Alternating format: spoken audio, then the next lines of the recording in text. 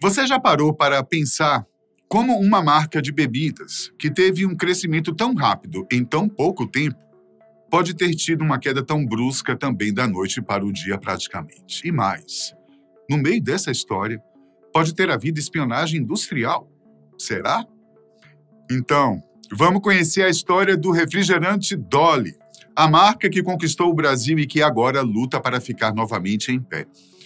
O Brasil não é o maior consumidor de refrigerantes do mundo, ocupando apenas a 10ª posição no ranking, mas ainda consome uma média de 114,6 litros por pessoa por ano, superando a média global, que é de 91,9 litros. E segundo dados do Anuário das Bebidas Não Alcoólicas do Ministério da Agricultura e Pecuária, em 2023 o Brasil produziu aproximadamente 23 bilhões de litros de refrigerante, contra 16,1 bilhões de litros de cerveja.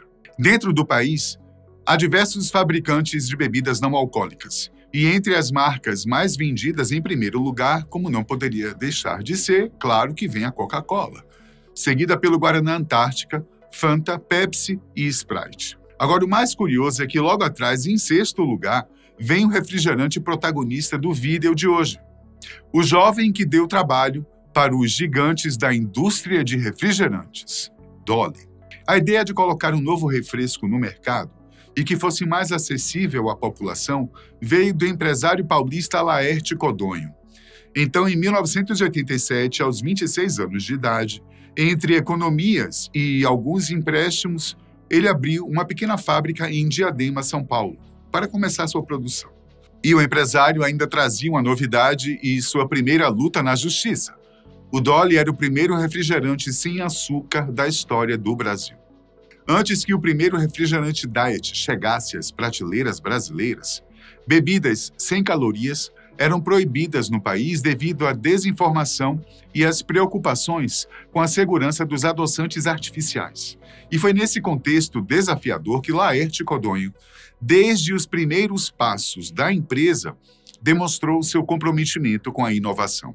Ele reuniu uma equipe de pesquisa dedicada para avaliar, com rigor científico, a segurança dos ingredientes necessários à formulação de refrigerantes dietéticos.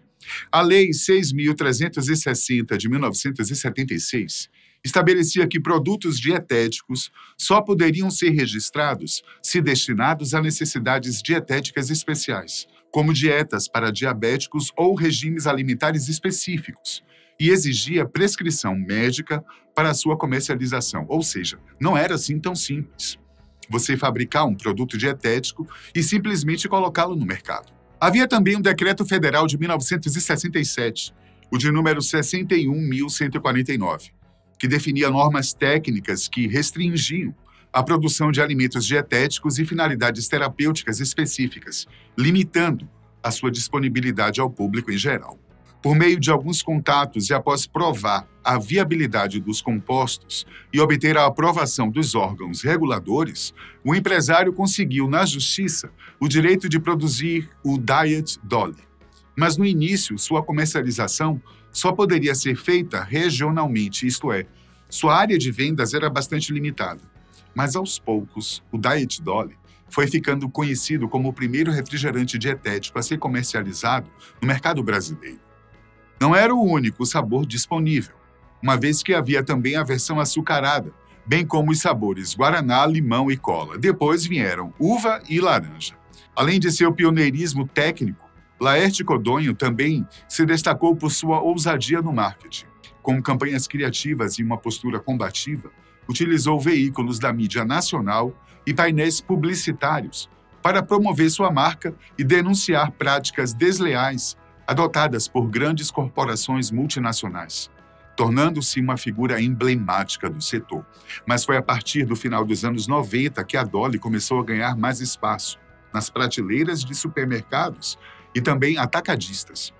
E uma fórmula usada, desta vez, não veio de dentro da empresa, mas de uma agência de publicidade, a propaganda. Além de inovar nos anúncios, foi criado um personagem, um mascote para a marca, o qual recebeu o nome de Dolinho.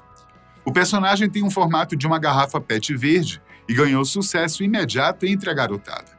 E para melhorar ainda mais, Dolinho acabou sendo incluído em diferentes memes da internet, o que acabou sendo positivo para a marca.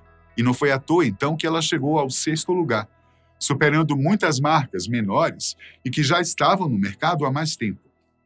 Um exemplo disso é o Guaraná Mineiro, cuja fábrica fica instalada na cidade de Uberlândia, Minas Gerais.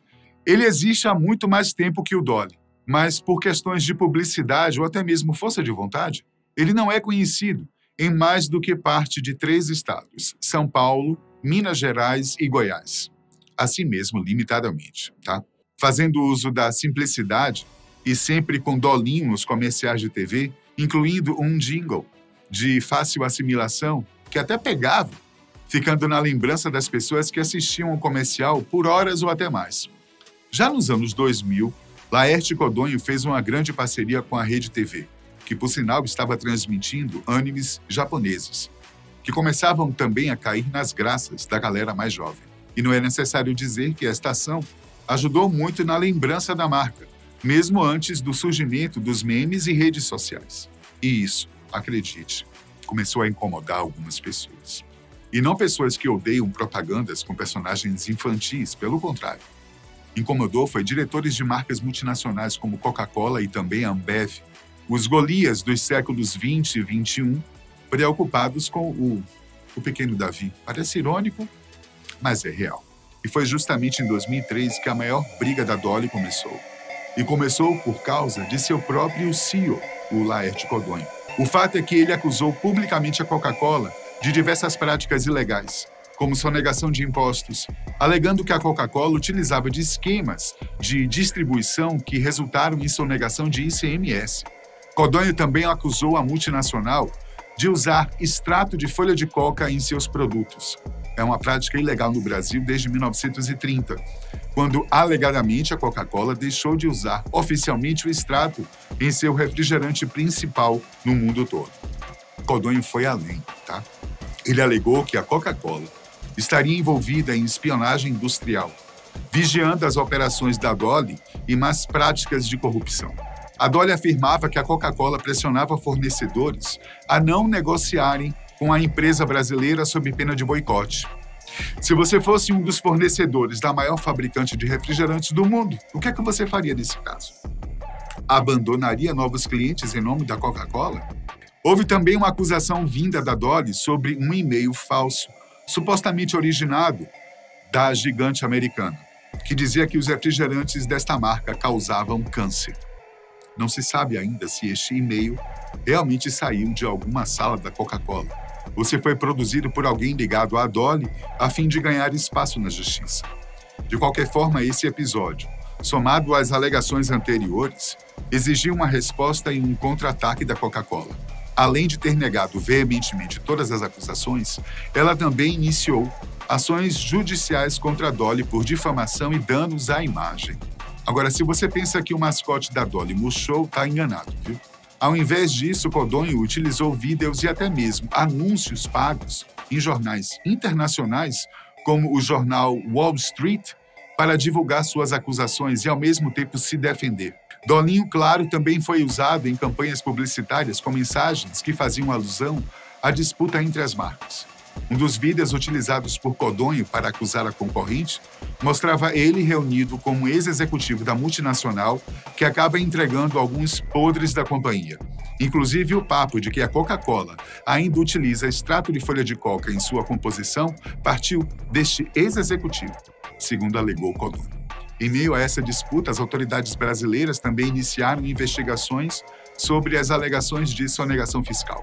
E, curiosamente, a própria Coca-Cola admitiu ter detectado, após as denúncias de Codonho, um esquema de sonegação de ICMS em sua distribuidora Pananco, no México. Esse episódio ficou conhecido como o caso Coca-Cola versus Dolly. E falando diretamente dele, não teve um desfecho único e claro. Várias acusações judiciais foram movidas por ambas as partes, e algumas delas tiveram decisões em diferentes instâncias. Em suma, ninguém ganhou e ninguém perdeu. Quero dizer, não foi bem assim. Pois estamos falando de uma indústria regional que estava conquistando o território nacional contra uma já bem instalada internacionalmente, que é a Coca-Cola. De fato, tanto a Dolly quanto a Rede TV que veiculou algumas das acusações, foram condenadas a pagar indenizações por danos morais à Coca-Cola. Mas ainda assim, as tensões entre as duas fabricantes de refrigerantes persistiram pelos anos seguintes, com novas acusações e processos surgindo em diferentes momentos. Em 2016, os refrigerantes Dolly alcançaram um feito incrível. Por ser uma pequena marca que, pisando entre gigantes, conseguiu alcançar o 6º lugar em vendas no país, representando uma fatia de 10% do mercado nacional. A marca chegou a abrir 4 fábricas no país e possuir 2.000 funcionários diretos. Mais uma vez, ela voltou a incomodar Golias. E não um, mas 2, já que a Ambev, que detém os direitos da Pepsi e é fabricante dos refrigerantes Antártica, também resolveu entrar na briga. E você vai entender o porquê. Naquele mesmo ano de 2016, porém, ambos os lados preferiram um cessar-fogo, o que deu chances para a Dolly subir alguns degraus a mais. Contudo, em 2023, uma nova situação surgiu para o lado de Codonho que não foi nada bom. A Dolly foi acusada pelo Ministério Público de São Paulo de sonegar impostos. O tempo de sonegação, 20 anos. O acumulado, segundo o Ministério Público, chegou a 4 bilhões de reais. Além disso, Laerte Codonho também foi acusado de ocultar patrimônio, lavagem de dinheiro e formação de quadrilha. E não demorou muito para que o empresário se tornasse alvo da Polícia Federal. Esse novo caso, que veio à tona por intermédio das mídias e da internet, impactou de forma dura na produção geral da Dolly. As investigações conduzidas pelo GDEC, que é o Grupo Especial de Delitos Econômicos, revelaram práticas como a emissão de notas fiscais com valores inferiores aos reais, utilização de empresas de fachada em nome de laranjas para simular transações comerciais e geração de créditos tributários indevidos. O esquema envolvia também a criação de distribuidoras fictícias e a manipulação de documentos fiscais para ocultar a real movimentação financeira da empresa. Durante a operação, foram apreendidos bens de alto valor, incluindo 13 veículos de luxo, 3 helicópteros, além de quantias em dinheiro em moedas diferentes, como euros e libras. Além de Codonho, também foram detidos o ex-contador da Dolly, Rogério Raussi, a quem Codonho acusa de ter sido culpado em tudo isso, e o gerente financeiro César Requena-Masi. Em sua defesa, além de alegar ser vítima de uma conspiração orquestrada por concorrentes, especialmente a Coca-Cola, Codonho afirmou que as irregularidades fiscais seriam resultado de ações isoladas de seu ex-contador. Codonho alegou que Raussi falsificou guias e documentos fiscais, desviando mais de 100 milhões da Dolly. Segundo ele, estava pagando guias falsas, achando que fosse do fisco, confiando inteiramente em seu contador. A Dolly tentou um acordo para pagar uma dívida de 33 milhões de ICMS, mas como a justificativa do golpe do contador não convenceu os promotores, em maio de 2018 as contas da empresa foram bloqueadas. Os bens de Codonho foram penhorados e suas contas tiveram quebra de sigilo fiscal. Ele chegou a exibir um cartaz com a frase "preso pela Coca-Cola", ao ser conduzido pelas autoridades, embora o Ministério Público tenha negado qualquer envolvimento de outras fabricantes de refrigerantes nas investigações. Codonho ficou detido por 8 dias e, logo que foi liberado, passou a trabalhar para provar sua inocência e incriminar seu ex-contador. Por incrível que pareça, Raussi foi novamente preso tempos depois sob acusações semelhantes. O Ministério Público arquivou os processos contra Codonho e sua empresa, mas parecia ser um pouco tarde para a Dolly, que até entrou com um pedido de recuperação judicial, mas ela precisou fechar uma de suas fábricas e demitiu cerca de 700 funcionários. Após sua prisão, Codonho ainda foi citado como sendo um dos proprietários de uma financeira sediada em Nevada, nos Estados Unidos, chamada Lumia Capital Industries, além de ter comprado um imóvel de mais de R$1 milhão no interior de São Paulo. Em sua defesa, Codonho diz ser sócio de uma empresa nos Estados Unidos, mas a Lumia Industries, que não tem ligação alguma com a financeira. A segunda coincidência, além do nome, é o estado, pois a empresa da qual ele é sócio também fica em Nevada. Frente às acusações, a Dolly passou a contra-atacar juridicamente. Ela alegou que as investigações estaduais que estavam sendo feitas pela Procuradoria de Fazenda do Estado de São Paulo teve apoio da New Way Big Data, que, segundo Codogno, é uma empresa que tem o apoio da Coca-Cola e de uma das maiores acionistas da Ambev, Jorge Paulo Lemann. E vale ressaltar que a Ambev tem um controle do Guaraná Antártica e é responsável pela distribuição e posicionamento da marca Pepsi no Brasil. O Ministério Público deu início a uma investigação sigilosa e ainda não chegou a um resultado. Enquanto isso, a Dolly tem feito o possível para retomar seu espaço nas prateleiras, o que deverá ser ainda mais difícil do que quando ela começou. Você crescer como uma novidade é uma coisa, mas tentar crescer novamente depois de protagonizar um escândalo financeiro é outra coisa. Do lado dos consumidores dos refrigerantes Dolly, é bem certo que estejam torcendo pela volta do Dolinho. Você aí, conhece essa marca? E também quer a sua volta? Deixa aí nos comentários.